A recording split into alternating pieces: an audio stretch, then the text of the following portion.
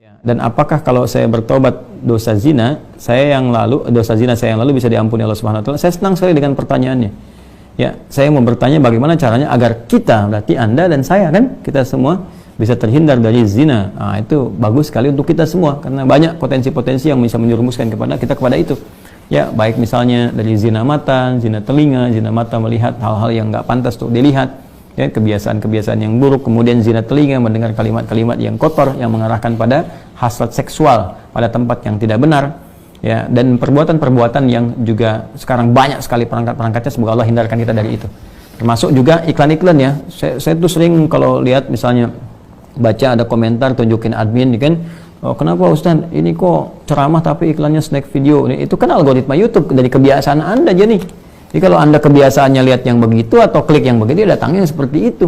Tapi kalau Anda kliknya misalnya yang baik-baik, ya, atau iklannya muncul ketika ada, itu kan dari kebiasaan Anda buka kan itu algoritmanya tersusun dengan kebiasaan kita buka laman apa dan sebagainya. Jadi Anda sendiri sebetulnya yang mengkreasikan itu. Jadi mengkoreksi untuk membuka sesuatu itu yang benar sehingga nggak datang iklan-iklan yang nggak diharapkan, gitu kan? Baik. Lalu apakah kalau ada ini si fulan atau fulan yang bertobat dosa zina yang lalu bisa diampuni? Insya Allah. Bahkan jelas ayatnya.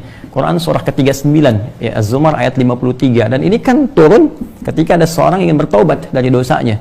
Ya, dan ini dosa besar gitu kan. Bahkan ada lihat menyebutkan dari zina. Ya, apa yang disampaikan Allah di sini? Qul ya ibadiyalladzina asrafu ala anfusihim la taqnatu min rahmatillah. Ya, innallaha yaghfiru dzunuba jami'an.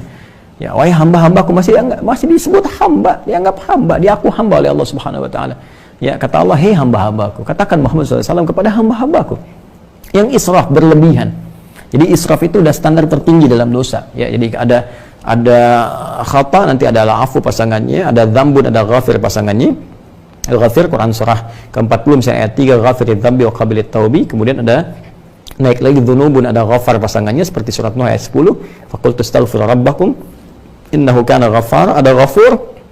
Kalau naik lagi dzunubun ma'adzulmi, jadi khata'un, dzambun, dzunubun ma'adzulmi pasangannya ghafur, kemudian israf pasangannya rahim. Ya, israf pasangannya apa? Rahim. Makanya disatukan di Al-Baqarah ayat 286 kan? Rabbana la tu'akhidna in nasina aw akhtana khata'. Rabbana wa la tahmil 'alaina isran kama hamaltahu 'alal ladzina min qablina. Itu dzambun dan dzunubun ma'adzulmi. Rabbana wa la tuhammilna ma la taqata lana bihi, seperti israf. Wa'fu 'anna al-'afwu waghfir lana, ghafir, ghaffar dan ghafur, warhamna rahim. Nah, tingkat tertinggi ini dosa-dosa besar, seperti zina kan dosa besar. Yang membunuh dosa besar.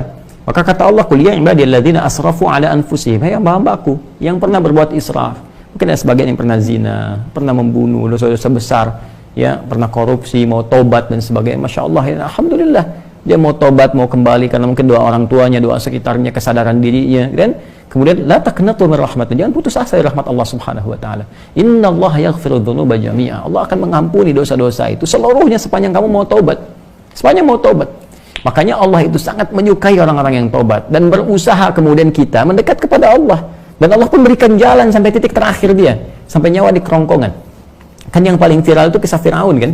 Ya, Firaun, Allah menerapkan keadilan, memberikan contoh kepada kita. Ini Firaun, se-Firaun-Firaunnya, ya, yang merasa paling kuasa, hobi bunuh orang dan sebagainya, zalim dia, masih diberikan kesempatan untuk tobat dengan diberikan bimbingan dari dua nabi. Kurang apa coba Musa dengan Harun?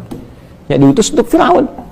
Ya, idzhaba ila fir'aun innahu tagha. Datanglah kepada Firaun, dakwahi dia dengan penuh kelembutan. Dia sudah mulai menyimpang. Jadi bukan masalah kekuasaannya yang salah. Kekuasaan silahkan berkuasa, nggak ada masalah gitu kan. Cuma ketika menyimpang dari kekuasaan, ingatkan, kata Allah. Diingatkan itu karena sayang. Kalau nggak sayang dibiarin. Ya, oke, kalau ada ulama bisa mengingatkan, ustaz mengingatkan, kita yang keliru dan sebagainya, nggak usah marah. Kan? Nah, kalau kebaikan kita terima dengan cara yang baik dan mengingatkan pula dengan cara yang baik. Karena kalimat Qur'annya faqul lahu qawlan layyina, katakan dengan cara yang lembut. Ya, supaya dengan kelembutan itu la'allahu yatadzakkara aw yakhsha. Mungkin dengan kelembutan itu dia sadar. Ya, ingat kembali bahwa keliru, dia khawatir, dia takut dengan Allah Subhanahu wa taala. Jadi Firaun pun dapat diberikan petunjuk oleh Allah dengan dua nabi. Bayangkan, cuman dianya yang nggak mau. Ya, begitu nyawa ke kerongkongan baru munculkan daya tawar gitu. Itu yang jadi persoalan. Ya, jadi semua punya kesempatan untuk kembali. Makanya saya sering katakan Allah sangat mencintai para pelaku maksiat yang gemar bertobat dibandingkan orang soleh yang tidak pernah merasa salah.